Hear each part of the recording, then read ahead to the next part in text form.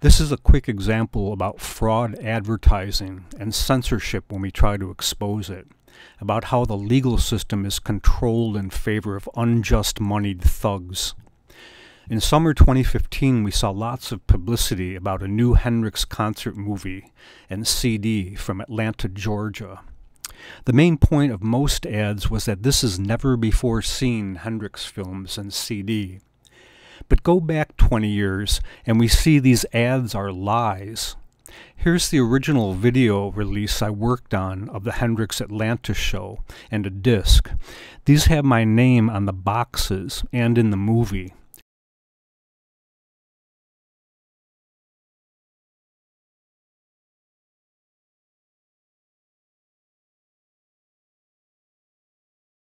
For the original CD of the Hendrix Atlanta show, I wrote booklet notes for this.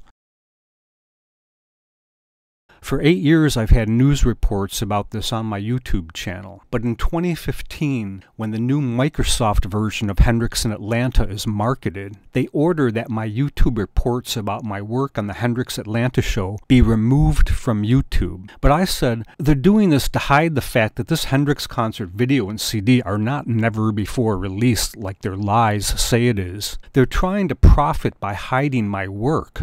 So why is Microsloth so desperate that they have to paw through Jimmy's bones to dig up extra cash? Isn't the answer in these headlines about the company's decline? Doesn't Microsloth need cash because they pay billions per year to pay media outlets to blacklist reports about rock prophecy? Don't news companies worldwide just call Microsloth and say, "We need 10 million today, or we're going to feature rock prophecy on the 6 o'clock news"? When I was named to be the next head of the Hendrix production company, after working there for many years, Microsloth intervened to stop that. To me, it seemed clear that Microsloth controls the Hendrix company behind the scenes, while keeping their name hidden out of it. Their aim was to package and market the worst of Hendrix recordings and to draw media attention to it. They boost these bad CDs up into music charts artificially. Their henchmen go out and buy thousands of copies to fake the charts. Then they finance publicity campaigns to direct audiences to these dull outtakes of Hendrix, so when people hear it they conclude he's overrated. That's the plan. That's how Microsloth destroys the appeal of Hendrix. They aim to ruin his legacy because those who explore it find rock prophecy and learn from that story how Microsloth censors the only way we have to save us all from a wave of asteroids coming at our planet repeatedly for the next 1,000 years. The solution to this is rock prophecy, but the story exposes Microsloth's history of censoring me. So they keep rock prophecy out of media, while they eliminate the audience for Hendrix. Part of their attacks against me is to have the video that we're about to see blocked from YouTube. They claim that the few seconds of Hendrix music in my video is infringement, a violation of the music owner's rights, even though copyright fair use laws allow my use of brief clips of Jimmy's music in my video. They don't want you to see this video because it proves that the films of Hendrix in Atlanta, Georgia, and the CD are not new like they're saying. These are not never before released like their fraud marketing publicity tells media in the year 2015. And they really don't want you to know how rock prophecy holds the only answer we have to survive the asteroid storm coming at the planet. To hide their crappy attacks against me, they keep the solution we need concealed and end up killing everyone. In entertainment news, a new Jimi Hendrix CD was released yesterday across the U.S., and it has quite a few local connections. Jimi Hendrix Blues is MCA's latest addition to their growing Hendrix catalog. As with their box set released last November, Rochesterian Michael Fairchild wrote the accompanying booklet. In it, he credits 5 other Rochesterians for their research help. The Hendrix scholar feels Jimmy's biggest local connection was legendary bluesman Son House.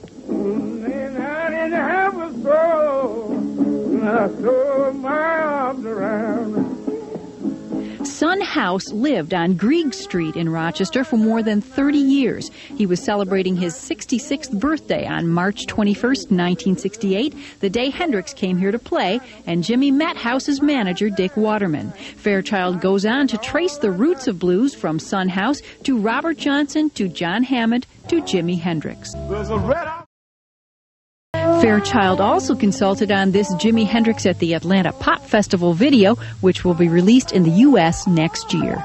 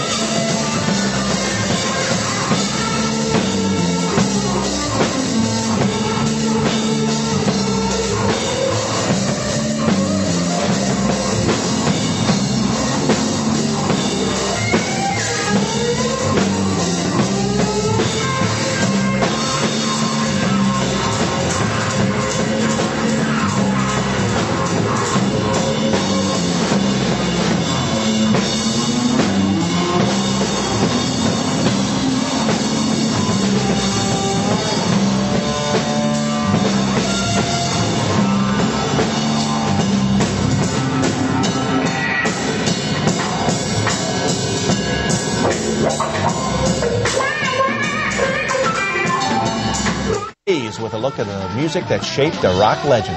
All right, looking forward to it. Yeah. Thank you, John. Well, if there's anyone who knows about the late rocker Jimi Hendrix, we found him. You'll learn all about it next on News Channel 8. Jerry Fiore shares the insight of a Rochester researcher. Thank you. It's an unusual and historic story. Rochester is a big part of it. Our storyteller is one of the world's top authorities on the late Jimi Hendrix. Jerry Fiore is on the road to meet up with writer-researcher Michael Fairchild.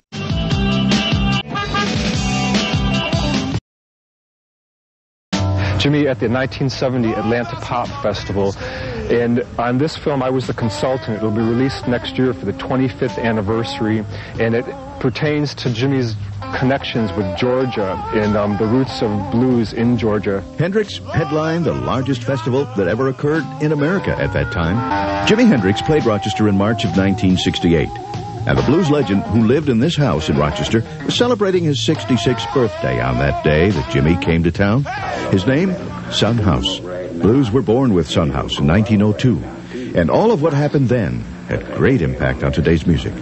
Most young people know who Jimi Hendrix is, but they really don't know Son House, and they don't know who Robert Johnson or Muddy Waters is, but these are the people that the music that they enjoy comes from, and it traces back to Rochester, New York, to 61 Grieg Street, where we used to congregate as kids. 2 weeks ago, one of the Hendrix estate projects, on which Michael is a consultant, was the release of the new MCA Blues CD in Europe and here in America. Son House was the teacher of Robert Johnson. He was the originator of Delta blues music, which became the basis of rock and roll with Chuck Berry and Little Richard, which went on to become the source of the Rolling Stones, the Beatles, the Cream, and on and today. It's a direct link back to this house. It's written about in the booklet of Jimi Hendrix Blues, which is currently going up the charts around the world. Fairchild wrote the 28-page booklet that accompanies the new Hendrix Blues CD, and 7 Rochester people are named in that booklet for helping Fairchild out with the notes. So this all becomes quite a special occasion for Rochester, since it was here with the Sun House Hendrix connection surfaced. I'm Jerry Fiore with on-the-road photographer Chris Smith for News Channel 8. I had absolutely no idea about that connection. I didn't either. Very I didn't nice. either. Well, thanks for watching News Channel 8 at noon. Our next newscast is at 5.